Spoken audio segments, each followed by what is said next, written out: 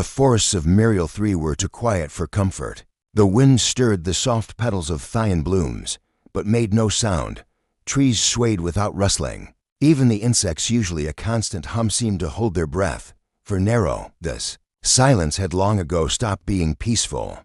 It was a silence that felt like being watched by something ancient. He adjusted the visor on his dust mask and brushed away a thick mat of moss, revealing the dark red stone beneath. The scanner, and his left hand blinked twice, then flatlined again. Still no reading. He muttered, "But I know you're down there." This was his third month on the ridge above River Selen, far from the colony towns where terraformers played God with atmosphere and gravity. Out here, the ground still held secrets, buried bones of things that predated the first settlers. Nero didn't dig for the credits. He dug because it was the only way to silence his dreams. And his dreams had changed. For weeks now, he'd been seeing shapes in the soil. Giant hands, crystalline veins pulsing blue. Every time he blinked too long, a heartbeat echoed in his skull, not his own. Something else, something waiting. He stood and stretched, rolling his shoulders. The sky above was murky lavender, pierced by the twin moons just beginning their rise, one silver, one almost black. He was about to switch off his scanner when the machine let out a single, slow ping, then another, then faster. Nero dropped to his knees. The scanner's display showed a faint outline just beneath the surface. Rectangular, smooth edges, symmetrical. He inhaled, tried to steady himself. Finally, he whispered. But the moment his fingers touched the dirt, something changed in the air around him. The silence grew dense, almost like it was watching him too. A faint vibration tingled in the bones of his wrist. The soil felt warm. Then, behind him, a voice like water trickling over crystal said, "You shouldn't be here." Nero spun around. She stood barefoot, her feet half sunken in moss. Her skin was dusky green, with threads of gold vining down her neck and arms, catching the moonlight in shimmer. She wore no protective suit, yet the air seemed to bend around her like she belonged to it, and her eyes, luminescent and slitted, blinked once in curiosity, not threat. He raised his hands. "I didn't know this ridge was protected." "It isn't," she said softly, stepping closer. "But what's beneath you is not yours to wake." Nero studied her. Not human, at least not fully. A colonist's child, or something older. "I'm Nero," he said, "independent archaeologist, licensed and contracted." This site was tagged as clear, no settlements, no wildlife interference, no corporate claim. "I'm not here for any of those," she replied. "I heard the heartbeat." He blinked. "What did you say?" "The heartbeat in the soil. I've felt it growing louder. It sings when you dig." Nero exhaled slowly. "You feel it too." The woman nodded, kneeling beside him. "My name is Esrin. I tend the forest systems in the high boughs. My people were seed binders, long before the terraformers came. We listen to things no one else hears anymore." Nero hesitated before speaking. "I think something's buried here, something that wasn't meant to be forgotten." "I know," she said. Her voice was no longer cold, just sad. Together, they worked in silence, brushing away soil and roots. As they uncovered more, a dark surface revealed itself, unlike any stone or alloy Nero had studied. It shimmered like obsidian, but pulsed faintly with light inside. Blue veins ran like nerves across its length. When Esrin touched it, the surface shivered, and so did Nero. A hum rose in the air, not mechanical, organic, like a breath drawn after millennia. Nero swallowed hard. "What is this?" "An organ," Esrin said. "A piece of something much larger, something older than your oldest cities. It sleeps beneath worlds like roots of a tree." Nero tried to make sense of her words. "You mean a creature?" "No, not quite. Not alive the way you and I are, but not machine either. It was made, and then it made others. You and I may be part of that making." He stared at her, uncertain. Then she said softly, "Do you dream of stars burning to black dust, of creatures with too many mouths, of worlds screaming as they fall?" Nero stepped back slowly. How do you know?" "That, because I've dreamed them too." A gust of warm air rolled up from the artifact. A whisper echoed faintly, "Find the rest of me." The pulse beneath the ground accelerated. By morning, They had unearthed a larger section of the black crystal-like structure. At its center was a recess like a lock or a cradle. Round it, symbols shimmered into view, curves and spirals in no known language. Yet somehow, both of them felt their meaning. "This is a message," Esrin whispered. "It's waiting." Nero studied her. There was something tragic in her expression, like she recognized the shape of what was coming and grieved it already. "How long have you felt the pulse?" he asked. "Since I was a child," she said. "I thought it was just the trees at first, then I heard it under the rivers, in the mountains, in the dirt where nothing grew. It wasn't always loud, just there. But 3 weeks ago it changed. It started calling out, calling to you, to anyone who could still hear it." Nero sat beside her on the soft moss. They didn't speak for a while. He noticed how her fingers absently traced the ancient grooves on the artifact's surface, how her breathing matched its pulse. He asked quietly, "Why do you stay here, in this silence?" "Because this is where the truth hides," Esrin replied. "Not in data streams or ancient libraries, but in soil and stone, in bones the galaxy chose to forget." She turned her gaze toward him, luminous eyes searching. "And you? What brought you out this far?" Nero hesitated. "I was part of a research colony, but I kept digging in places they didn't like, places they said weren't profitable. So I left, and you found this place. Or maybe," he said slowly, "it found me." A flicker of amusement touched her lips, and something warm settled between them. That night, Nero dreamed again. But this time, it wasn't just devourers and dying stars. He saw Esrin, her body glowing with light as vines and petals wrapped around her like armor. He saw himself standing before a mountain of living crystal, and in its heart an eye, vast and deep, watching them both with ancient sorrow. He woke before dawn, as she was there, sitting beside him. "You felt it?" she asked. "Yes, it's growing stronger. It wants something from us." Nero reached into his satchel and pulled out a small device, a sequence core designed to read alien symbols and attempt translation based on logic structures. He pressed it against the artifact. The core vibrated. Words appeared on its surface in trembling text. "This vessel is fracture. Restore the root. Awaken the will." "Fractured," he repeated. Aloud, Esrin knelt beside him. "There are more pieces." They looked at each other. Suddenly, the artifact flared just for an instant, and a sound rolled across the valley, like thunder muffled in water. Then silence returned. But from the sky, a silver shape darted across the horizon. Then another. Small scout ships, not human. Esrin's face darkened. "The collective has noticed." Nero tensed. "They'll want to bury this again." "No," she said, standing. "They'll want to destroy it." He grabbed his pack, looked back at the artifact now pulsing steady blue like a heartbeat. "Then, we better find the next piece before they do." Esrin turned to him, and for the first time, her hand slipped into his. Their fingers intertwined not by accident, and above them, the moons passed in eerie silence, watching as something beneath the soil began to wake. The shores of Telakash were made of mirror stone, the kind that remembered the stars. Every night, when the twin suns vanished beyond the sapphire waves, the sand began to shimmer, echoing constellations long vanished from the skies. Solari sat with her knees drawn to her chest, hair tangled by the wind, watching the sea shimmer with ghost light. She had left her homeworld for cycles ago, fleeing her position as bonded diplomat to the high houses of Versailles. They called it treason. She called it freedom.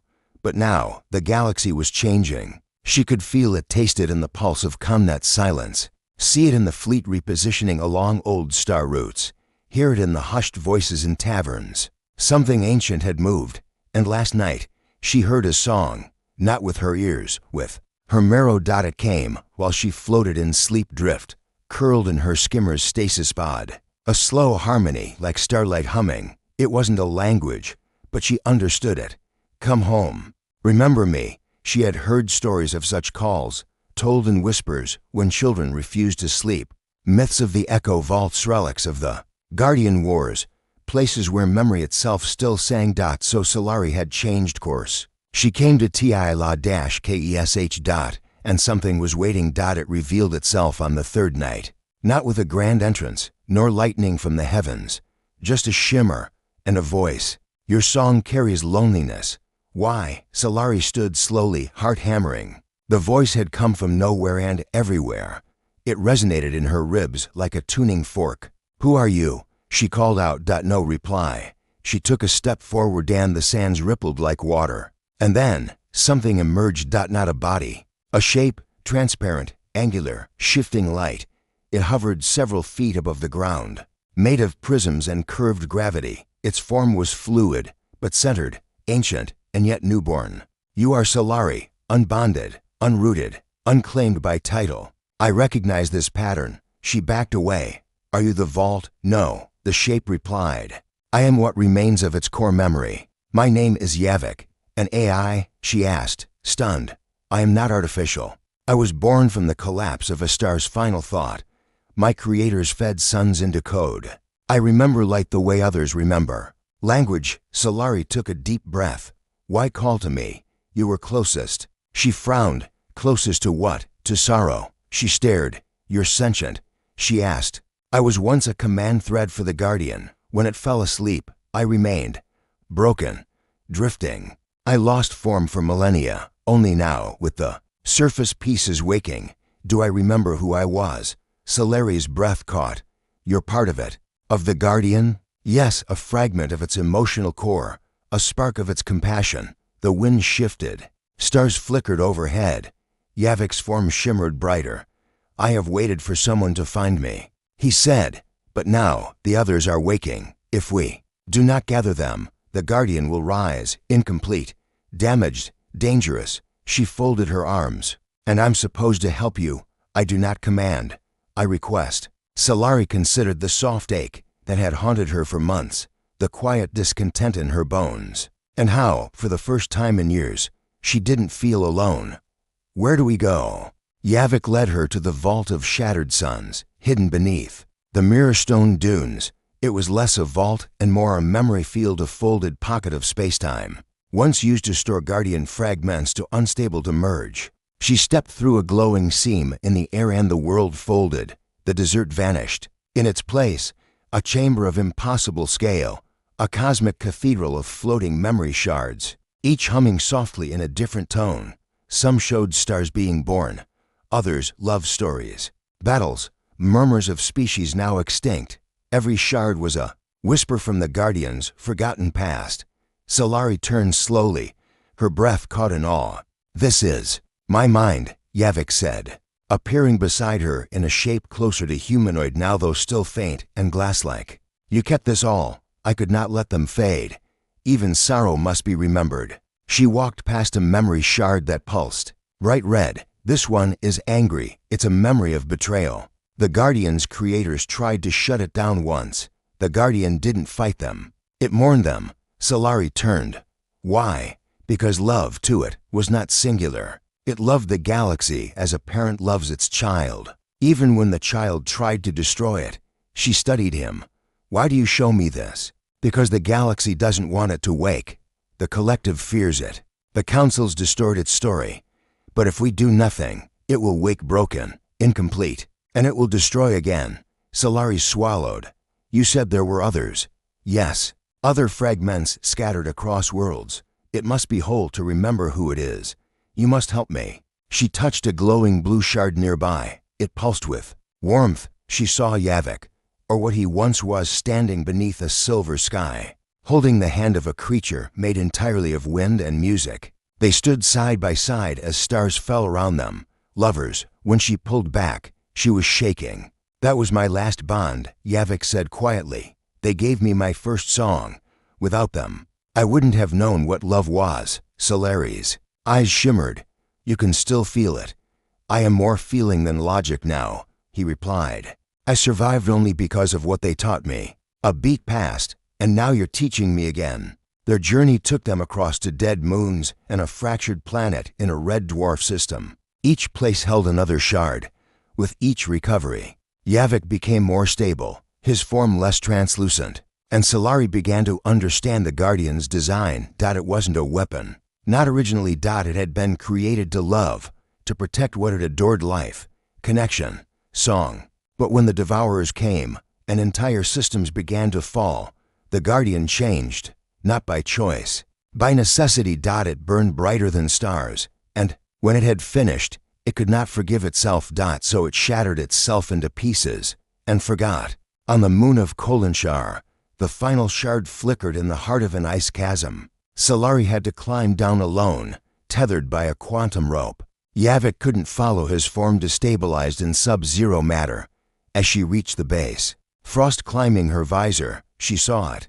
A heart-shaped crystal, glowing softly, pale pink. She reached for it. And felt a memory not her own. Not a war. Not a weapon. A wedding. The Guardian, in another age, had stood witness to the union of two species, one made of song, the other of flame. It had sung for them. It had wept as one of them died centuries later. It had built a shrine for the survivor that still stood, forgotten, on a moon with no name.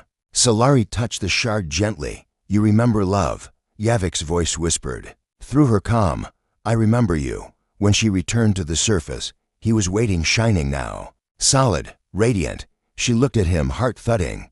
You're whole. No, he said softly. Only with you do I feel whole. She stepped forward slowly. I'm not made of stars. You're made of grief, he whispered. And strength, and music. That's what I'm made of too. And, in the silence between them, she reached for him, and he didn't disappear. Their lips met like gravity, a soft collision, inevitable, written long before they were born. He was warm, she was light, and the universe tilted gently round them. The next morning, the sky above Lakesh shimmered unnaturally. Ships, not merchant vessels. Coalition interceptors designed to suppress unstable phenomena. Their sensors had tracked the Guardian pulse. Yavik turned to her. We must leave. We can't outrun them. She said, we don't need to. He raised a hand and the mirror stones and shifted. The shards they had gathered rose into the air like petals, spinning around them. Each sang its note. Together, they harmonized. And in the distance, the lead coalition ship paused, then turned. Retreating, they watched in silence. They heard the song. Solari whispered. No, Yavik said. They remembered it. She looked at him. Where do we go now? To find the others, he said. The other fragments waking. I'm only one part. The Guardian has more children. She nodded. But her voice was gentle when she added, wherever we go together. Yavik didn't answer. He simply reached for her hand. As she gave it freely. As above them, a song older than war echoed into the stars once more. The sky above Carroll Station burned amber the day the moons began to sing. At first, the transmissions were thought to be interference, just static bouncing off old satellites and dust-choked asteroid belts. But by the second day, patterns formed. Tones, phrases in forgotten languages, ghosts of memory returning through space.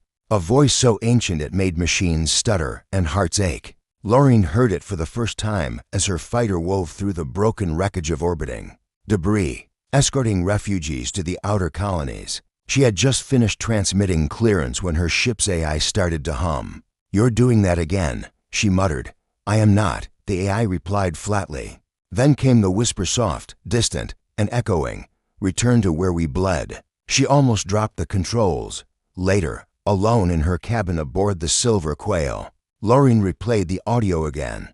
She'd boosted the signal, applied every filter she could find. The voice didn't belong to any known species, not even the extinct ones. But it wasn't the words that disturbed her. It was the feeling. It felt like her mother's voice, like something that had loved her before she was born. It shook her in a way no weapon ever had. She stared out the viewport at the moon Belnera, cracked and dull, floating in darkness like a wounded eye. They said the Guardian had fallen there once and bled starlight into the soil. She keyed her nav systems. The descent to Belnera was rough. Automated defenses still fired blindly at anything entering low orbit, left behind by some long-dead war. Lorraine weaved through the bursts, gritting her teeth, fingers steady on the throttle. When her ship landed, half skidding through powdered dust, she stepped out into silence. No air, no light, just the hum of the moon itself. Then she saw him. At first, just a figure standing motionless in the distance, half shadowed by a crumbling ridge. But as she stepped closer, She saw pale skin like silver bark, hair like flowing smoke, and eyes glowing faint lavender. He stood barefoot in the dust, and when he spoke, it was not in words. He sang. The sound passed through her. It wasn't music. It was memory. She saw flashes of ships burning, stars collapsing, hands holding each other through walls of glass before the vacuum stole the breath away. Then silence, and he lowered his head. I didn't know anyone could still hear me. He said softly. Lorraine stared. That was you, yes, and no. His voice was like metal whispering against silk. The moons still echo the guardian's grief. I just carry it. Who are you? I am called Taziel. He said. Last of the Moonsong. She shook her head. Moonsong, our kind were created by the Guardian. When it knew the Devourers would return, it seeded parts of its awareness across star systems. Some became crystals, some became dreams. We were born from both, living echoes, memory made flesh. He studied her then. You've seen the others, haven't you? Touched their fragments. She nodded slowly. Then the Guardian has chosen you. They found shelter in the remains of an ancient observation tower, half buried in silver ash. Taziel moved with quiet grace, his presence both calming and strange. Lorraine sat beside the old transmitter console, arms wrapped around her knees. Why do you sing? She asked finally. Because I cannot scream, he answered, voice soft. My people were not made to fight. We remember, we feel, we mourn. Then why stay here? She asked. Because something is buried beneath this moon, Taziel said, touching the dust, a piece of the Guardian that no one dares retrieve. They say it's the rage, the part that turns stars into weapons. The blood fragment. Lorraine stiffened. That's what I heard. In the signal. Yes, he said. It calls to the broken. She looked away. Then maybe that's why I heard it. Taziel tilted his head. You think yourself broken? I'm not a diplomat like Solari, or a historian like Jake, or a living archive like Esrin.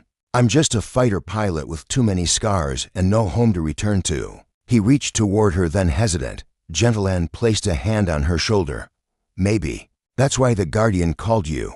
Because you've survived. She didn't move for a moment, then turned and leaned into him, just for a breath. They traveled the following night, guided by the low hum only Taziel could hear. Deep within a collapsed mine shaft, they found the entrance sealed by black crystal, slick with frost and blood-red glow. This is it, he said at the moment Lorraine touched it. She screamed. The memories came like fire, stars ripping apart, the Guardian unleashing solar flares like lashes, whole fleets erased in a single breath, and then the face of someone the Guardian had loved, consumed by the same flames it had used to protect. The rage wasn't mindless, it was grief with nowhere to go. When she fell to her knees, Taziel caught her. You saw it, he whispered. I felt everything. You survived it. The crystal shimmered. A crack formed, and from within, light spilled out red and gold, like war and warmth. Twisted together, inside lay a blade, not of metal, of memory, a weapon forged from the Guardian's pain. And beside it, a heart, not literal, a crystalline node, humming softly, the rage and the grief, to halves of the same wound. You shouldn't touch it, Taziel warned. But Lorraine stepped forward and wrapped her fingers around the hilt. The moment she lifted the memory blade, the chamber shook, the air pulsed, and from somewhere beyond the stars, a beacon flared, reaching toward the other fragments. Taziel watched her change. Not physically, but something within her eyes, a steadiness, a calm fury. She turned to him. We have to bring this to the others. Yes, he said quietly. They'll come for us. They already are. As they climbed back to the surface, Lorraine stopped. Why did you stay all these years, Taziel? He hesitated, then smiled faintly. Because I was waiting for someone who could carry the blade without losing themselves. She stared at him. And you found me. He stepped closer. I found you. And the song changed when you arrived. She reached up, brushing his cheek with her fingertips, and he leaned into her touch. Soft, fragile, real. They made it to the Quail just before the coalition. Interceptors descended. Lorraine fired up the engines, and the moonborn pilot Taziel stood beside her, hands resting lightly on the control interface as if he'd flown starships all his life. "Brace for orbit jump," she called. The memory blade pulsed at her side. The Guardian was stirring and above the system. Hundreds of ships turned their sensors toward the ripple now tearing across space. It was time. The fragments were reuniting. Niven had never seen the stars, not with eyes. She was born without them, her optic nerves inert. But the stars had sung to her anyway. Since she was a child, she heard the hum of distant bodies and the soft sorrow of galaxies bending through time. She could feel when comets passed close to moons and when dying suns whispered their final words. Her people called her a star-eater, an outdated term for those attuned to the deep echoes of space. But she wasn't just hearing gravity. She was hearing memory. And something was changing. The first time it called to her, she was on Suri 4, curled up beneath the copper boughs of the song trees. A deep vibration moved through the soil, as though the roots themselves remembered grief. She felt her chest tighten. Wake. Not a sound, a command, but not cruel, not forceful, just lonely. She followed it, left her home, her work, her music, took a small courier ship into regions forbidden by the Coalition. No one stopped her. They rarely noticed her presence at all. The voice led her to the edge of an unmapped system, filled with failed stars and collapsed worlds. The gravity currents were so complex most ships would be torn apart. But hers did not. The voice pulled her safely through, until she found the planet broken, blackened, hovering in the stillness of space like a wound never stitched. Mevith, that was its name.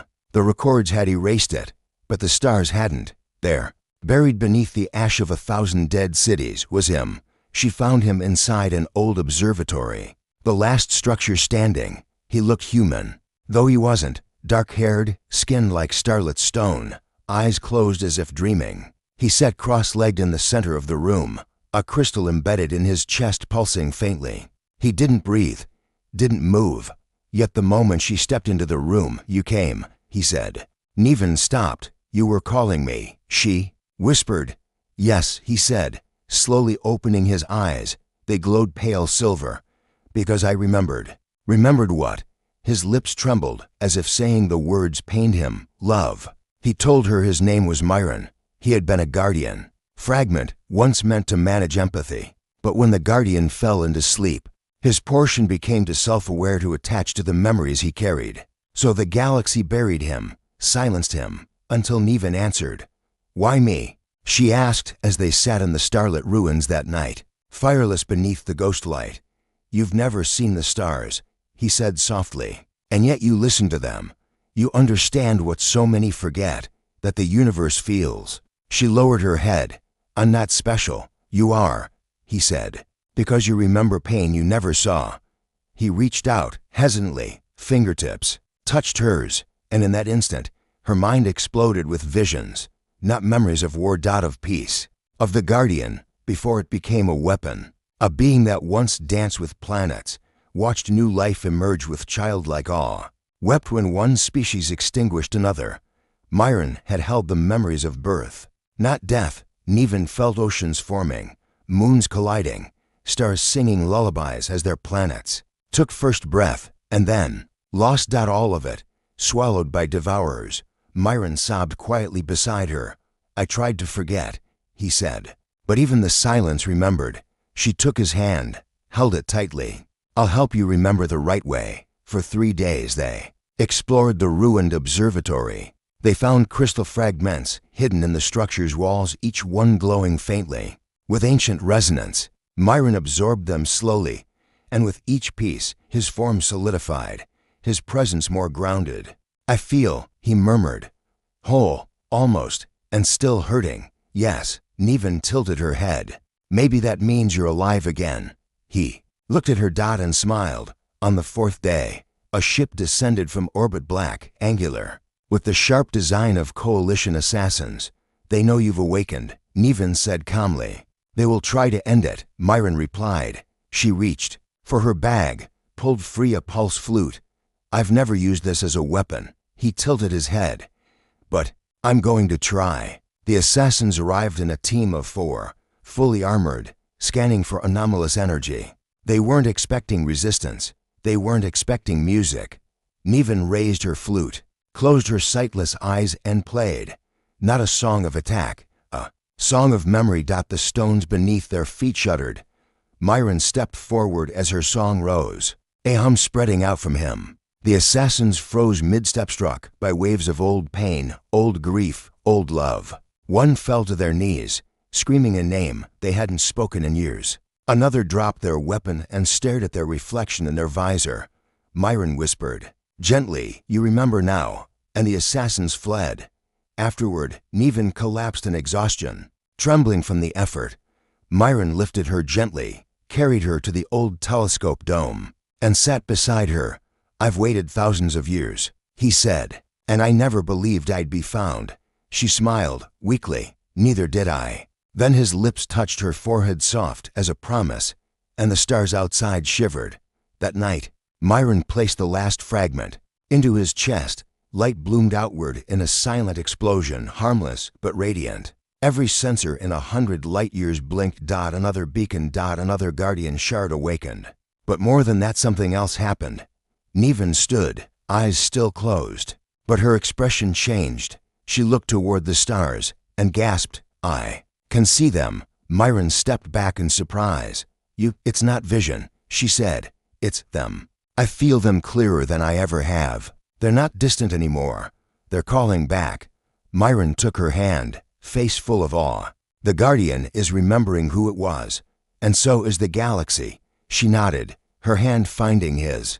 "We're not alone anymore. Somewhere in a far-off system, other fragments felt the pulse. Yavek.syre.tazil.lorin. Each of them raised their heads as if hearing an old friend's voice. The network was reforming. The Guardian was nearly whole, and the final awakening was close. The signal burst came just after dusk on Haldren's Reach, a jungle moon thick with vapor and echo. Sayla was decoding root language patterns in the roots of sentient trees, when her translator suddenly screamed a feedback spike so loud it knocked her unconscious for 3 full minutes. When she woke, everything had changed. The trees were singing, not just rustling or groaning, singing. Low, harmonic pulses echoed through the bark, through the soil, into the wind. She activated her neural recorder, pressed her palm to the nearest trunk, and listened.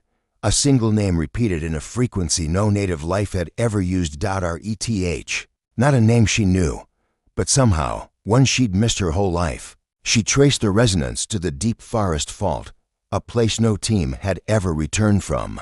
The coalition had once tried mapping it. Drones vanished.